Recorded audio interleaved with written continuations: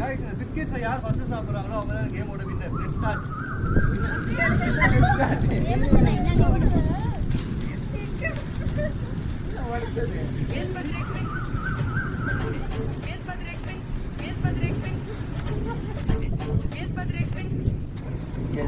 ரன்னிங்கில் போகிறாங்கய்யா. ஒருத்தர் ஒருத்தர் கோபம் ஒருத்தர் எதுவுமே சாப்பிடலாம்.